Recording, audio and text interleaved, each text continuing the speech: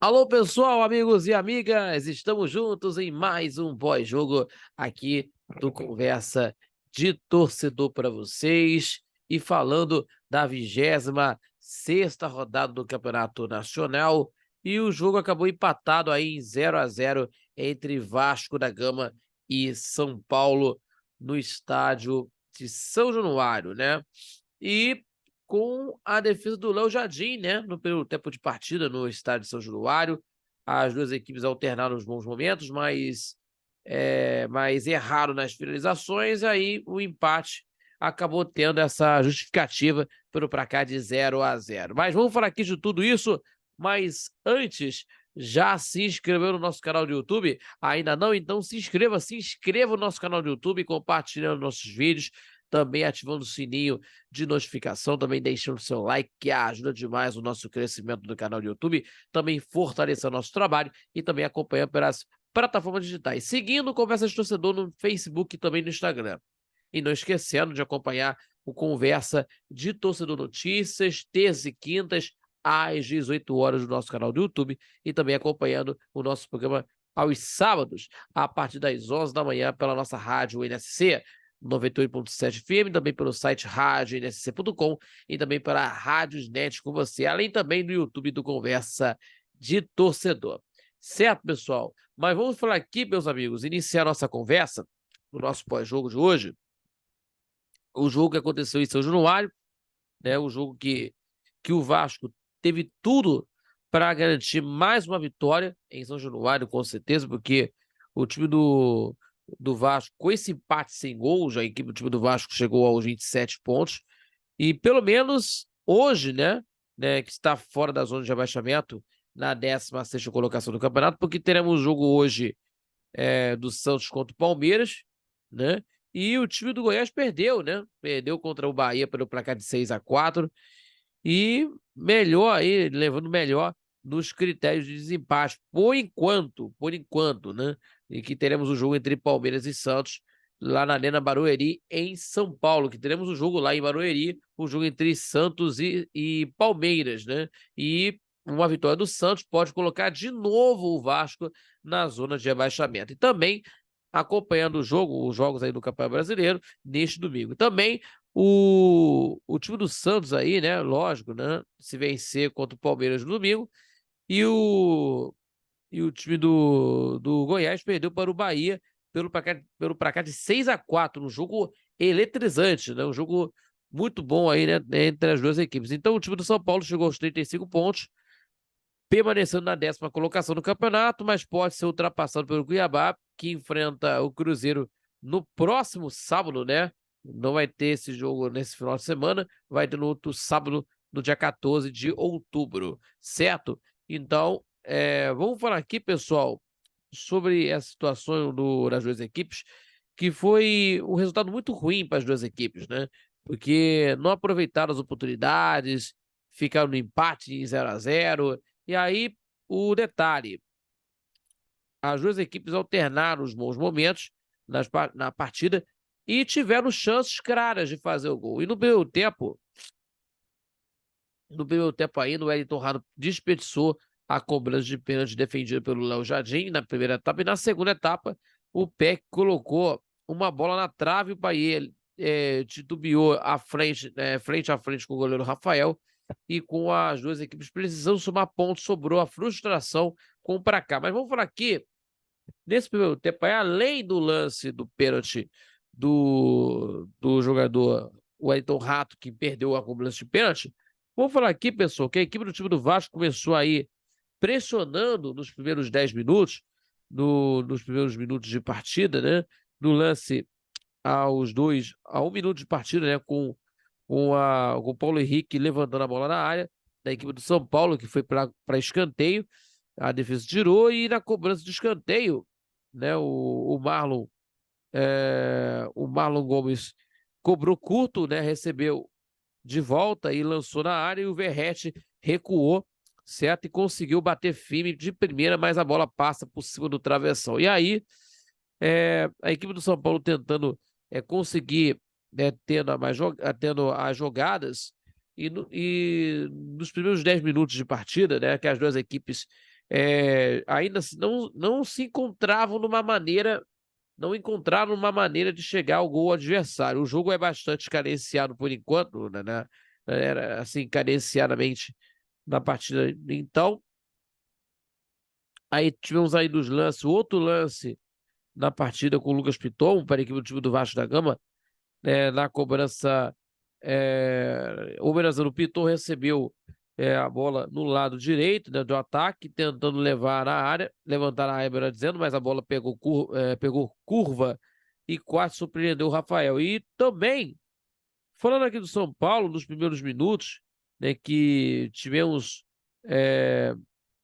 algumas chances, né? Por exemplo, aqui do, do Lucas, aos 23 minutos, que disparou no campo do Vasco, deixou os marcadores para trás, mas foi desarmado pelo jogador Prachetes, né? Na marcação da equipe Cruz Maltina, né? Que o lance da equipe do time também de um contra-ataque, inclusive, do time do São Paulo, inclusive, com o Natan disparando em direção à área do Vasco, mas também foi desarmado na intermediária e tendo a bola na área do time do time na área do Vasco, a bola foi levantada e o Rato cabeceou para o centro, mas o Lucas não chegou. Isso tudo aos 28 minutos da primeira etapa, né? E outro lance do Gabriel Peck, do outro lance do Vasco, com o Gabriel Peck, inclusive, que ganhou a dividida na área do São Paulo, divide com o Natan e caiu, mas o árbitro marca apenas o escanteio, e reclamou, né? E depois o Piton cobrou mal e o Lucas afastou. Então, entenda aí, meus amigos, e que a equipe do São Paulo também teve algum perigo no final do primeiro tempo, né? Tentando pressionar, assim, na primeira etapa, tentando as alternâncias que a gente falando aqui, e que o Nestor fez uma boa jogada pela ponta direita, ou melhor, pela ponta, e encontra o Rato entrando na área. O meia ajeita, certo para o Caio Paulista, de frente para o gol, mas o lateral que hesita, né? E tentando um passe,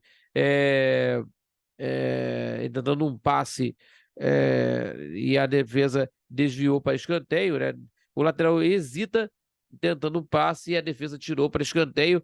E na cobrança, o Rames Rodrigues cobrou com perigo, o Léo Jardim tira de soco, na sobra o Wellington Rato chuta longe do gol, aos 34 e aos 35, né?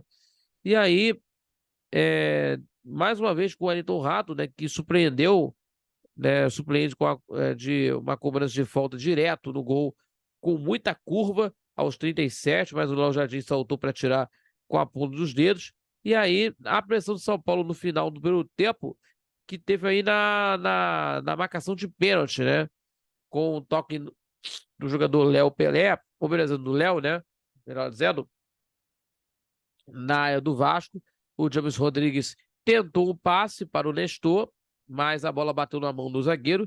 E aí os jogadores do Vasco reclamaram com o juiz, que é bastante na marcação de pênalti nesse caso. E aí, mais o Wellington Rato se posicionou para cobrar, né? Cartão amarelo para o Léo pela reclamação, mas o Wellington Rato cobrou muito mal. O goleiro Léo Jardim saltou para espalmar. Na sobra, o James Rodrigues chutou para fora, aos 45, no final do primeiro tempo, inclusive, né? E foi o primeiro pênalti defendido pelo goleiro na temporada. Só para ser sincero, só para deixar bem claro, porque nas outras 4 cobranças contra o Vasco, os cobradores marcaram. Então, essa foi a primeira cobrança de pênalti defendida pelo goleiro Léo Jardim pelo Vasco, e ainda teve outra chance para o time do São Paulo e que o goleiro salvou, e que o Lucas recebeu em profundidade perto da área do Vasco e chutou cruzado no canto, mas o goleiro do Vasco se estica todo para espalmar, e aí, tendo o tempo encerrado pelo placar de 0-0. E aí, no segundo tempo, teve muita chuva, né? Muita chuva em São Januário, inclusive, apertando, né? Inclusive, até só para a gente lembrar aqui dessa cobrança perdida pelo jogador Wellington Rato, em que, de uma maneira que está acontecendo aí na equipe do Vasco, e que as equipes do meu tempo, assim, bastante tímidas, assim, equipes bastante tímidas na primeira etapa e que o jogo teve uma economia de finalizações, né, na maior parte do primeiro tempo, que um pouco, assim, um pouco mais organizado. O São Paulo foi melhor, poucas as vezes que tentou construir, mas também apresentou dificuldades também para superar a defesa adversária e que fazia muitas faltas, e o Vasco chegou a administrar a posse de bola, assim, assim, boa parte do tempo, né? Boa parte da primeira etapa. Mas faltava precisão nos passes para a bola chegar limpa para o Ferretti, né? E aí teve esse final eletrizante aí com as jogadas das 3 chances que o São Paulo teve, mas o Léo Jardim teve essa oportunidade, até defendeu o pênalti do jogador Wellington Rato, inclusive. E aí, começou bem na segunda etapa, o time do Vasco da Gama, né? Começou bem na segunda etapa, né? Impondo pressão e criando oportunidades para marcar. Por exemplo, 1 minuto de partida do segundo tempo, do lance do Marlon Gomes, que recebeu pelo lado direito, né, do ataque, meteu de 2 canetas seguidas em Natan e Rato, sofreu falta e teve falta aos 2, cobrando a falta o Piton, a bola explode na cabeça do Diego e saiu, e os jogadores do Vasco pediram um toque de mão, e aí teve o lance aí, mas não marcou nada. E aí teve essa pressão impondo as suas jogadas à equipe do time do Vasco da Gama, e que tivemos aí aos 6 minutos de partida, que após uma boa construção, inclusive, o Vasco em uma troca de passes rápidas, né, e que o Peck recebe na área do São Paulo livre e chuta o rasteiro na trave. Prachetes fica com o rebote e mesmo com o goleiro Rafael batido, ele chutou para fora aos 6 minutos. Então, temos aí também de um outro contra-ataque, inclusive, né, até também o time do Dorival Júnior voltou a equilibrar o jogo, cresceu aí de produção, cresceu muito com a entrada do Luciano no lugar do James Rodrigues, né? E também tivemos aí os lances com o Lucas tentando um chute na área do Vasco, aos 12, e a defesa do Vasco abafa, e a sobra ficou com o Caio Paulista, que sem ângulo bateu fraco para a defesa tranquila do Léo Jardim. E aí teve aí as substituições da equipe do time do São Paulo, que além desse jogo aí, com o Luciano e Rames, com o Luciano e o Juan entraram nas vagas do Rames Rodrigues e do Wellington Rato. E aí depois o Payet entrou no lugar do Marlon Gomes. E aí teve aí, nessa situação também do time do São Paulo, voltou a equilibrar as ações, certo? E de uma boa tabela, o atacante Luciano chegou a ficar frente a frente com o gol do Léo Jardim, né? Isso foi aos 20 minutos, mas a defesa bloqueou, certo? Mas a defesa do Vasco bloqueou a jogada, né? E também, meus amigos, também aos 22 minutos, a resposta do time do Vasco, né? Com a jogada do Paulinho, arrancando com habilidade em direção à área do São Paulo. E aí, meus amigos, driblando 2 marcadores e cai, a sobra ficou com o Peck, e que solta uma bomba, mas o goleiro Rafael defendeu aos 22 minutos. E aí outra jogada que o Rafael defendeu aos 24, né? Isso foi aos 22 minutos com o Gabriel Peck, aos 24 com o lance do Paulo Henrique, que avançou pela ponta direita e encontra o Payet livre, né? Da área do São Paulo, e mais o francês cabeceou no meio e o goleiro Rafael defendeu. Então, nesse equilíbrio todo no jogo, né, principalmente da equipe do time do Vasco do São Paulo, que teve esse equilíbrio no jogo, né? Esse equilíbrio da partida. Então, teve mais substituições. Tivemos aí as entradas do Davi e do Michel Araújo, para as saídas do Rodrigo Nestor e do Alisson, né? E pelo Vasco, o Rodrigues no lugar do Paulinho, que é o meio-campo, e o Matheus Carvalho no lugar do Paulo Henrique. E aí teve outro lance com o Payet, que a gente falou aqui, que titubeou, né?